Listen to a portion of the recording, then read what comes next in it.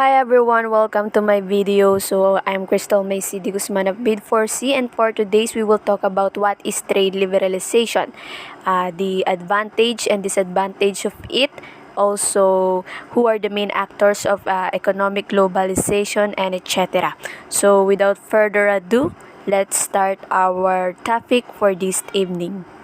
So, when we say trade liberalization, so it is the process of removing or reducing the barriers or restrictions in the exchange for good between and among nations. So, we all know that importing and exporting goods is meron tayong mga restrictions na sinusundan or pinapalo.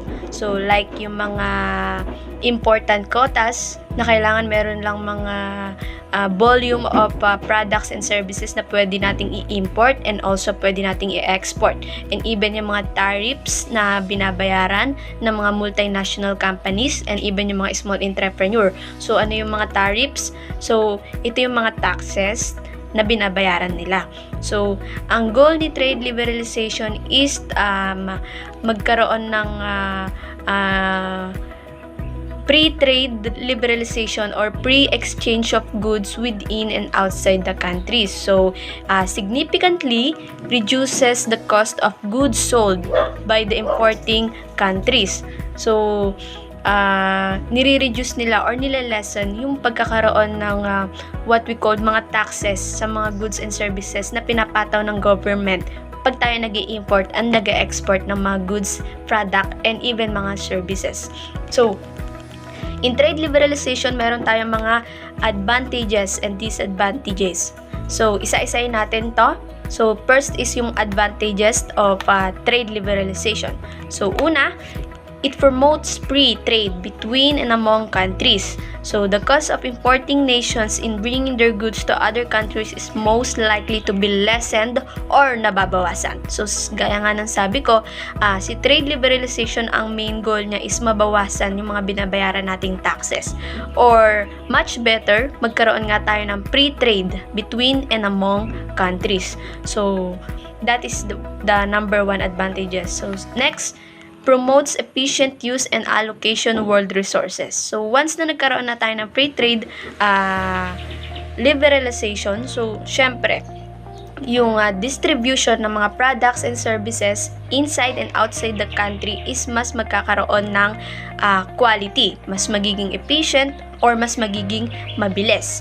So, next, increase the capital flow. So, once na nagkaroon tayo ng trade liberalization, even meron man tayong mga binabayaran sa pagpapadala or pag-export and import ng mga goods, mas maliit na lang.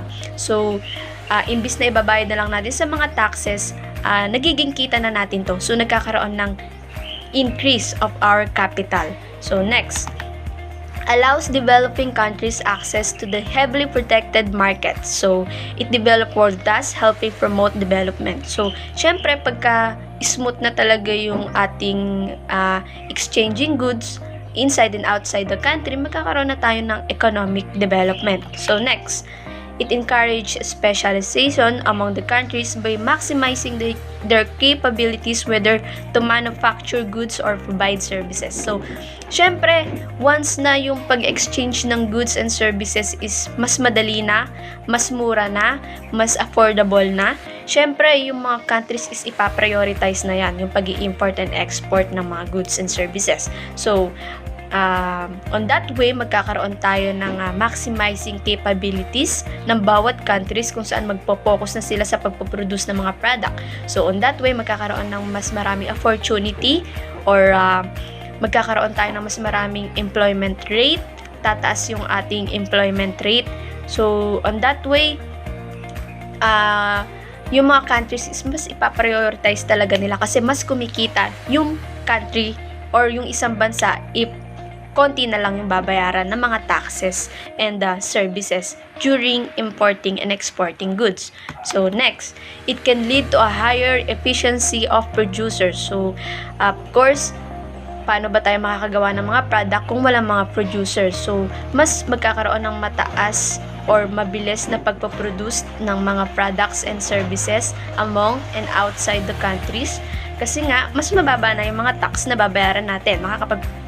makakapag-focus na sila about producing products and services. So next, last, it can attract foreign investment. So, of course, when we importing and exporting goods and services,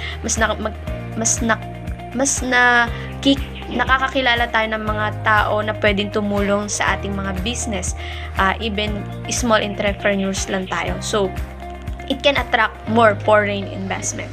So, of course, kung may advantage tayo, meron ding disadvantage ang trade liberalization. So, the first one is, it can affect local businesses and their domestic product. So, of course, hindi lang naman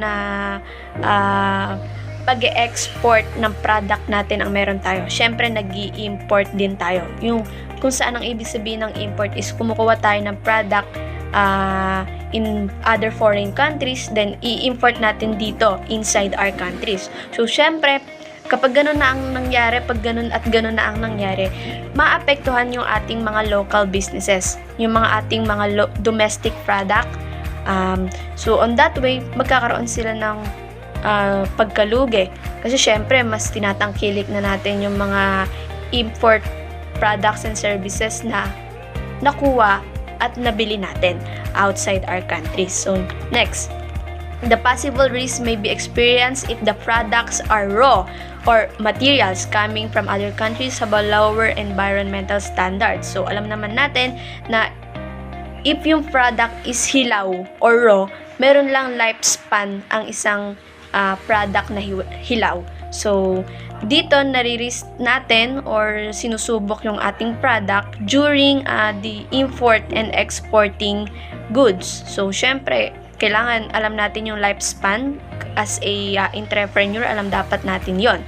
So, next, in developing nation may be threatened to back out in the global market as they are forced to compete in the same market with other nations possessing stronger economies. So, sabi ko nga, kapag onti na lang yung tax na binabayaran, yung mga countries na yan, isa-isa na yung magpupush na mag-import at mag-export. So, syempre, yung mga countries na hindi kaya makipagsabayan is medyo malulugi sila or mahuhuli sila sa pagkakaroon ng economic development na tinatawag natin. So, next, countries with lower educational standards may struggle to adapt to changing economic environment. So, syempre, yung mga countries na meron silang lower educational standards or mababang kalidad ng pag-aaral, so, mahihirapan silang sumabay yung biglang, eto lang yung economic mo, biglang taas. Kasi, diba, because of trade liberalization, na onti na lang yung mga taxes na binabayaran. So, mahihirapan silang sumabay or mahihirapan kasi we are lack of knowledge kung tayo ay meron lower educational standards lang. So, mahihirapan talaga makasabay yung ibang mga countries for economic development. So, next is, it can exploit the natural resources due to the competition and shallow environmental policies in our country.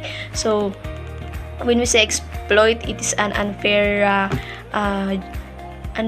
or injustice doing of people na kung saan ginagawa nila sa mga natural resources. So, of course, once na nagproduce ng mga product, marami ng mga planta or marami ng mga factories na maitatayo dito sa iba't ibang mga bansa. So, on that way, yung ating natural resources is naapektuhan na in bad way or in a negative way. So, the last, if hindi ako nagkakamali, it can lead to structured unemployment whereby countries and companies who cannot compete with other may lose again and have less profit that may result in layoff. So, sabi ko nga, hindi lahat ng countries is kaya makipagsabayan. So, once na tayo ay inadapt natin ito, so, magkakaroon tayo ng pagkalugi or yung ibang countries magkakaroon sila ng higher unemployment rate. So, on that way, hindi nakakaganda si trade liberalization sa bansa mo or sa bansa man na ninuman na kung saan nagli-lead siya talaga ng unemployment and even loss of profit or pagkalugi. So, ang ating next is the effect of trade liberalization to its stakeholder as explained in the table. So, The table are below. So, let's start. Isa-isayin na natin yan. So, the first one is the consumer workers, companies, and countries who have benefited from the trade liberalization. So, dalawa tong table na to. Yung isa na nagbe-benefit and yung isa na hindi nagbe-benefit. So, unahin natin yung mga nagbe-benefit. So, the first one is, number one, the consumer. They get product at lowest and cheapest price. So, of course, pagka ang mga entrepreneurs and multinational companies is wala na silang masyadong binabayaran taxes, their product is much more cheaper. So, mas mababa, and pag ganon is mas mababa na rin mabibili ng mga consumer yung product na in-import or in-export sa isang lugar. So, next, the worker, low-wage worker earn more. So, when we say low wage, mababang pasahod, pero yung mga worker is mas kumikita sila. Kasi nga, syempre, mas marami ang nabibigyan ng trabaho. So, next, countries. So, si countries, ang nabe-benefit niya dito sa trade liberalization, they are able to gain out of the trade for the cheaper price and sell it to a higher price. So, ibig sabihin nito si countries, once na nag-export sila ng nag-import sila ng goods in other foreign countries, nakukuha nila ng cheapest price. Pero, ibinibenta nila into a higher price sa mga consumer. So, yun yung nagiging kita ni countries. So, yun yung nagiging profit niya. So, or nagiging dahilan ng pagkakaroon ng economic development. Kasi nga, mababa natin nakukuha yung mga product. Kasi, wala nang mga taxes na binabayaran. So, mababa na natin siya nakukuha. So, next, corporation who earn more profit either due to increase in sale and low labor cost for manufacturing its good. So, si corporation ang pinaka nag-earned or ang pinaka nagbe-benefit in trade liberalization. Sino ba yung mga corporation, like yung mga multinational companies, yung mga samahan ng gumagawa ng mga product and services. So, sila yung talagang kumikita. So, nag-i-increase yung kanilang sales. So, ganito yan, nag-i-increase yung sales nila, pero yung kanilang mga pinasasweldo is konti lang. So, on that way, mas yumayaman or mas kumikita yung pera and yung mga produkto na nilalabas nila. So, si corporation is talagang kumikita sila. So, dito na tayo sa pangalawang table, kung saan sino yung mga hindi naman nagbe-benefit, who did not benefit from trade liberalization na pinag-uusapan natin. So, una, si consumer din. So, bakit? Sa paanong paraan? Because they get product that are cheap yet least and lowest quality. So, oo, nakuha natin yung product na in a cheapest price or murang price. Pero yung product na nakuha natin is hindi siya ganun kakalidad or hindi siya ganun kataas yung quality. So, what means naman kung binili natin ng mura, hindi naman matibay, hindi naman masarap, hindi naman tayo nasyahan. So, yun yung pangit sa trade liberalization. So, next, worker. So, low-wage workers work in hazardous environment, or when we say hazardous, sobrang risk-taking and sobrang dangerous para sa mga workers kasi karamihan dyan panigurado sa mga factories, sa mga planta nagtatrabaho. So, maliit na nga yung sweldo nila, even madami sila na nabigyan ng trabaho. So, madami nga sila na nabigyan ng trabaho pero hindi ganun kalaki yung sahod. Sapat lang para sa pang-araw-araw nila, and dun pa sila nagtatrabaho sa pinakamahirap na lugar na pwedeng pagtrabahuan. Kasi nga, syempre, mga planta, factories, maraming mga hazardous environment na pwede nilang ma-encounter or maranasan during their working time. So, next, the countries. So, they did not gain as much as the countries who have bought their raw materials for a cheaper price. So, yung mga countries na yan, hindi sila be-benefit masyado. Once na binili nila yung materials na hilaw sa mas murang halaga, hindi nila masyadong nabe-benefit yun. Kasi nga, hilaw yun, di mo alam kung pagdating sa'yo, okay pa ba? Goods pa ba? Pwede pa ba ibenta sa mataas na price? Kasi nga, raw material yun. May lifespan lang ang mga hilaw or mga raw product na pwede nating i-import and i-export. So, next is the corporation or the last corporation who lose out to foreign competition. So, yung mga corporation na yan, hindi talagang gigil na sila about foreign competitions kasi nga, malaki yung kinikita ng mga corporations na yan within and inside our countries. So, the last part of my report is alamin lang natin who are the main actors of economic globalization. So, alamin lang natin sino nga ba yung mga taong parte or taong pinakamahalaga during economic globalization.